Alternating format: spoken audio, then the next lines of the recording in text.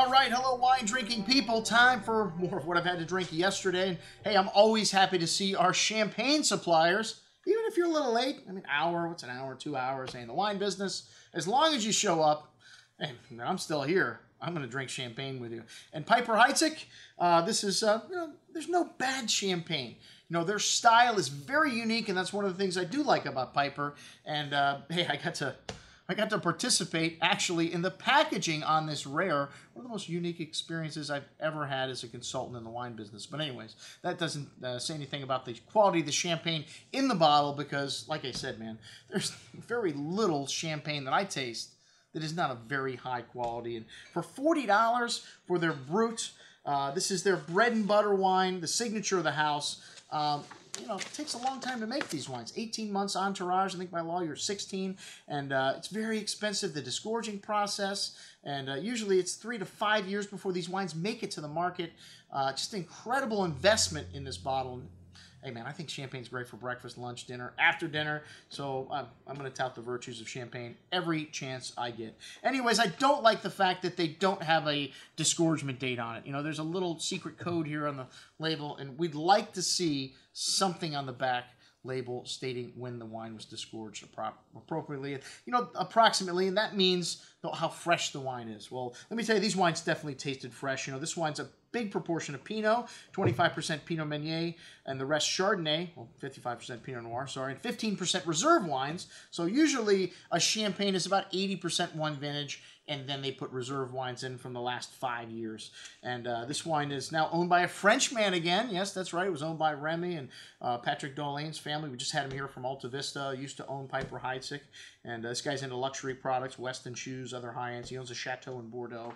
And this is a really rich bouquet here, a little richer style, meaning sweeter, 11 grams of residual in this, and you don't notice it because of the acidity, you know. You definitely have enough acidity to balance that out, and you get some nice, ripe, rich tree fruits here, that biscuity, nutty, almond, hazelnut-like note, and really rich on the palate, lovely creaminess to the texture. That's one of the things that residual sugar adds to the wine, a similar effect you get from like Rieslings from Germany, but that chalky, minerally note that definitely defines champagne in the finish here, and really nice spice to this wine too. Excellent juice, like I said, at $40.50. I think all these non-vintage Bruts in that $40 price range and under are exceptional values. All right, Piper-Heidsieck Rosé Sauvage, and the price has come down on this one, $45.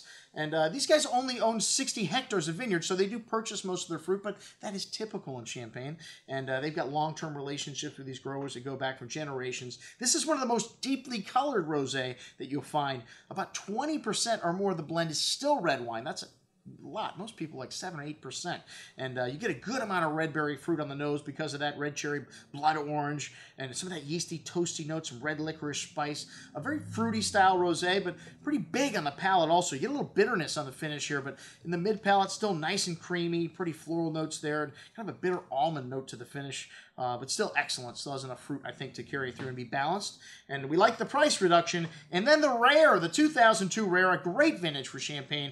1976 was the first vintage, and rare means we've only been 8 vintages since. So spend 7 years on Entourage. You get an incredible amount of that yeast autolysis on the note. 70% Chardonnay, 30% Pinot Noir, and the Chardonnays from the Montagne de Reims and the Pinot Noirs from the southern regions of Champagne. Very rich and mineral-laden bouquet here. You notice that chalky, minerally note that you get from Champagne. Toasty almond, vanilla, lemon citrus, exotic mango. Really complex bouquet of aromas, and even better on the second day. So I was mentioning to the folks from Piper who were here, you know what?